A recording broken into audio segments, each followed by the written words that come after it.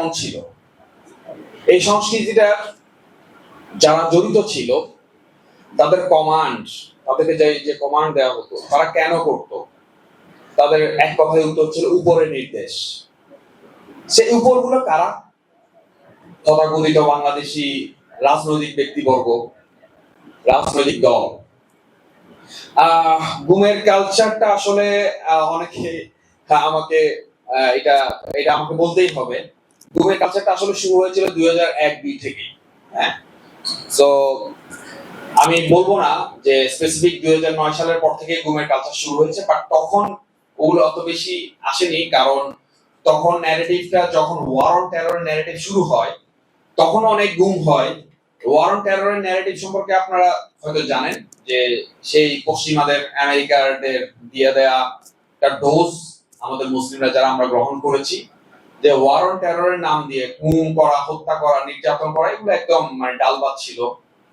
এবং এই ন্যারেটিভটা কাদের উপর বাস্তবায়ন ছিল? এই বাংলার জমিনের মুসলমান নারী, মুসলমান পুরুষদের উপর। তো এই গুমের কালচারটা আসলে কি ছিল?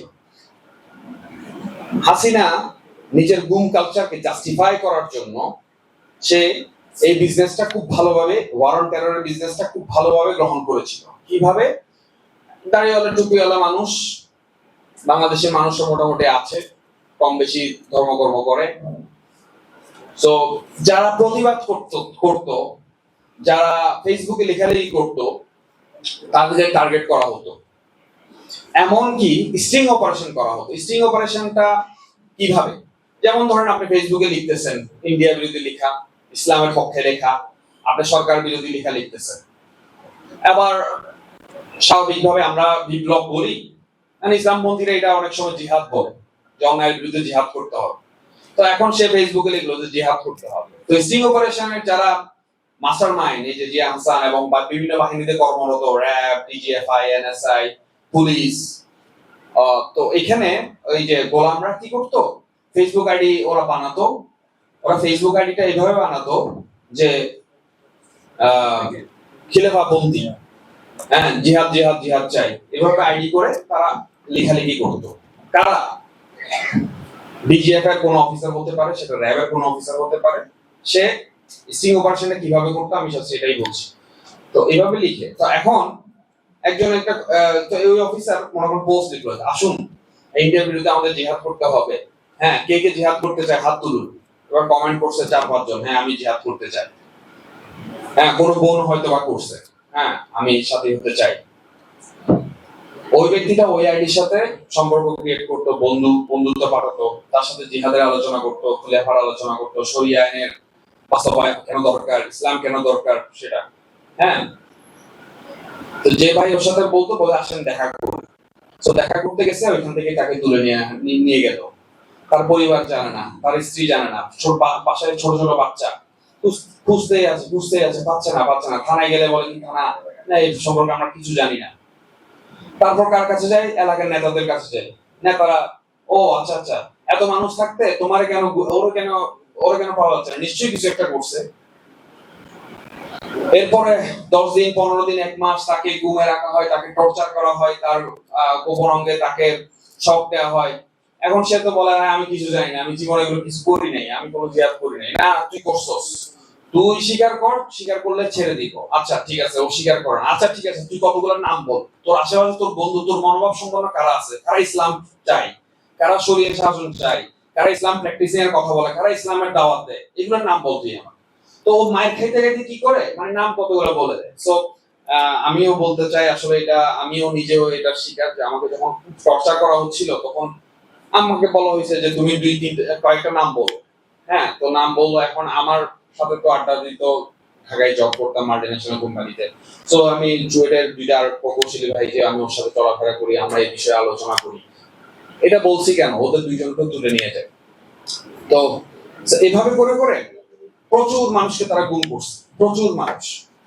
এখন যখন গুম করছে, প্রথম আলো, ডেইলি স্টার এবং এই সুশীল পত্রিকাগুলো ওই গুম করা ব্যক্তিদেরকে সামনে যখন আনতো, পরদিন নিউজ আসতো যে নারায়ণগঞ্জে, আমার স্টোরিটা কি ছিল, নারায়ণগঞ্জে নাশকতার পরিকল্পনার সময় জেএমবির এহসাস সদস্য, আমি জেএমবির এহসাস সদস্য, আমার প্রথম আলোতে আমার নাম দিয়ে সার্চ করে পাবে, আমি তখন কিন্তু মাল্টিন্যাশনাল কোম্পানিতে জব করতেছি। সো এহসার সদস্য দাওয়াতি কার্যক্রম চালানোর সময় এবং নাশকতার পরিকল্পনার সময় তাদেরকে হাতে নাতে ধরা হয়।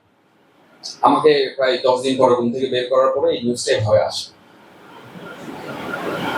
সেই যে আমার নিউজটা আসলো, সাংবাদিকরা তো দূর থেকে ভিডিও করতেছে, মানে আমরা চাচ্ছিলাম যে সাংবাদিকরা একটু কোয়েশ্চেন করবো, ওরা কোয়েশ্চেন তো দূরের কথা, মানে তাকায় না, হাসতেছে আমাদেরকে দেখে।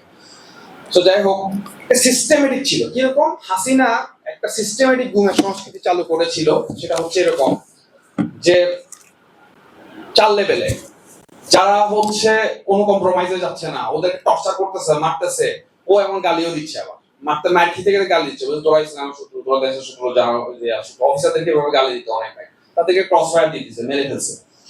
যারা মোটামুটি দেখতেছে ওদের কিছু মানে ওরা মানে টর্চার হওয়ার পরে হাতে পায়ে ধরতেছে, হ্যাঁ, অথবা দেখতেছে ওদের কিছু পাচ্ছে না, অথবা ফ্যামিলি ব্যাকগ্রাউন্ড অনেক ভালো, তাদেরকে ঘুম থেকে বের করে দিয়ে ওদেরকে জেল দিচ্ছে মামলা দিয়ে। এবং মামলাগুলো হচ্ছে সন্ত্রাস বিরোধী মামলা, জেএমবি মামলা, এই কি আনসারুল্লাহ বাংলা টিম, তারপর আরো বিভিন্ন নাম দিয়ে এভাবে করে এই মামলাগুলো দিত। দেওয়ার পরে এরপরে কি করতো, জেলে দিত। এরপর আরেকটা পার্ট ছিল, যেমন অভিজিৎ হত্যা মামলা, রাজীব হত্যা মামলা, এই মামলাতে কি করতো, তারা এমন টর্চার করতো, মানে আনবিলিভেবল টর্চার। তাদের বউকে তাদের সামনে এনে উলঙ্গ করায় রেপ করানোর হুমকি দিত। তাদের মা বাবাকে তুলে আনতো, তুলে এনে বলে, দেখ তোর মা বাবার মায়ের থেকে তোর বউরে রেপ করবো, তুই যদি স্বীকার করস তুই অভিজিৎরে মারছস, কিংবা তুই যদি স্বীকার করস তুই রাজীবকে মারছস, তুই অমুক আওয়ামী লীগ নেতারা মারছস, তাহলে তোরে আমরা ছেড়ে দিব, তুই স্বীকার কর। তো এমন স্বীকার করতো, আর পাশে দিয়ে ম্যাজিস্ট্রেট বসে থাকতো, ম্যাজিস্ট্রেট লিখ। এভাবে করে করে এবার ওই যে 164 নিল, ওই 164 এর বেস করে বিচারক রায় দিয়ে দিল ফাঁসি অথবা যাবজ্জীবন। অনেক ভাই এখনো গুমের টর্চার ভাই জেলে বসে ফাঁসির রায়ের অপেক্ষা করতেছে। So that was the systematic torture by Hasina regime and supported by us and so-called political parties. কেন? যেহেতু সে জঙ্গি, তাহলে ওর কোনো মানে অধিকারই নেই, ঠিক আছে? এই ধরনের সিস্টেমেটিক যে টর্চার, সেগুলো আজকে করা হয়েছে দিনের পর দিন। কেন? হাসিনার ক্ষমতা টিকায় রাখার জন্য। এবং আমাদের পলিটিক্যাল ব্যক্তিরা, আমাদের মানে যারা ক্ষমতার জন্য সবসময় রাজনীতি করতে পছন্দ করে, তারা এইসব বিষয়ে কখনো কথা বলতে মানে স্বাচ্ছন্দ্য বোধ করতো না, ঠিক আছে? সো যদিও বলতো তারা জনগণের রাজনীতি করে, তো একটা বিশেষ সম্প্রদায় যারা ইসলামিক ধ্যান ধারণা রাখে অথবা প্র্যাকটিস করে, ওদের ব্যাপারে কথা বলার ব্যাপারে তারা ইন্টারেস্ট ফিল করে না। কারণ আমাদের এটা আসলে সভ্য সমাজ, আমেরিকার সমাজ অথবা পশ্চিমা সমাজ মাইন্ড করবে এই বিষয়ে কথা বলা, তো সেজন্য বলতো না। সো এইটা যে ফ্যাসিজম সবসময় মানে জিয়ে রাখে, সামনে যে এটাও আবার জিয়ে রাখবে না আজকে যদি আমরা এটা নিয়ে কথা না বলি। এবং এই যে গুমের যারা সার্ভাইভার, তারা যে সাফার করছে, তাদের ব্যাপারটা যদি আমরা এই যে সবার কথা বলা হয়, গুমের যারা ভিকটিম, গুমের যারা সার্ভাইভার, হ্যাঁ, তাদের যে অবদান, এটার ব্যাপারে কেন জানি কেউ কথা বলে না। ইভেন আমরা এখনো যারা সার্ভাইভার, আমরা এখনো ওই মামলাগুলো হাজিরা দিয়ে যাচ্ছি, আমরা এখনো অফিসিয়ালি এই বাংলাদেশের রাষ্ট্রদ্রোহী সন্ত্রাসী। হ্যাঁ, সো আমি স্পষ্ট করে সেজন্য বলতে চাই যে গুমের শিকার শুধু ভিকটিম নয়, তারা হচ্ছে এই বিপ্লবের সৈনিক। জুলাই ঘোষণাপত্রে একটি বিশেষ অধ্যায় থাকা উচিত গুমের শিকারদের স্বীকৃতি, ক্ষতিপূরণ ও বিচার নিশ্চিত করার জন্য। আর ইনসাফের শাসন প্রতিষ্ঠার স্বার্থে গুমের ঘটনা যেন আর কখনো না ঘটে তা নিশ্চিত করতে আইনি ও সাংবিধানিক সুরক্ষা থাকতে হবে। আর যেসব অফিসাররা এইসব গুমের সাথে জড়িত ছিল, তাদের প্রায় ম্যাক্সিমামই এখন শপথে বহাল আছে।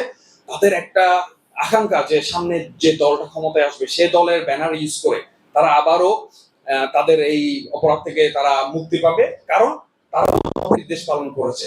সো তাদের উপরে সামনে ভবিষ্যতে কোনো আরেকটা দল যদি ক্ষমতায় আসে, তাদের নির্দেশ পালন করার জন্য তারা তাদের জীবন ত্যাগ করে দিবে। সেটার বিনিময়ে তারা যাতে এই যে গুম খুন এসবের যে তারা এগুলোর সাথে জড়িত ছিল, এগুলোর সাথে যে নিশ্চিতি পায়, মুক্তি পায়, সেজন্য তারা সমস্ত ধরনের কার্যক্রম অব্যাহত রেখেছে। তারা অপেক্ষা করছে যে সরকার চেঞ্জ হইলে তারা তাদের এই প্রতিশোধগুলো তারা আবার নিবে।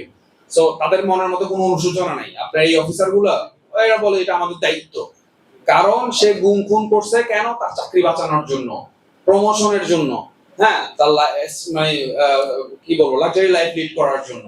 সো আমি বলবো এই সংস্কৃতিটা যাতে ধ্বংস হয়ে যায়, হ্যাঁ বিরোধী মত ইসলামিক যারা ধ্যান ধারণা লালন করে তাদের উপর গুম খুনের যে সংস্কৃতি সেটা যাতে ধ্বংস হয়ে যায় এটার জন্য আমাদের সবাইকে একত্রিত হয়ে কাজ করতে হবে এবং একজন অপরজনের বিপদে কথা বলতে হবে দলমত নির্বিশেষে ও বিএনপি ও জামাত ও ইসলামপন্থী ও হেফাজত এটা চিন্তা না করে আমরা যদি এক কথা বলতে থাকতে পারি এই দেশে বাংলাদেশে ইনশাআল্লাহ আর ফ্যাসিজম কায়েম হতে পারবে। সবাইকে ধন্যবাদ। আসসালামু আলাইকুম।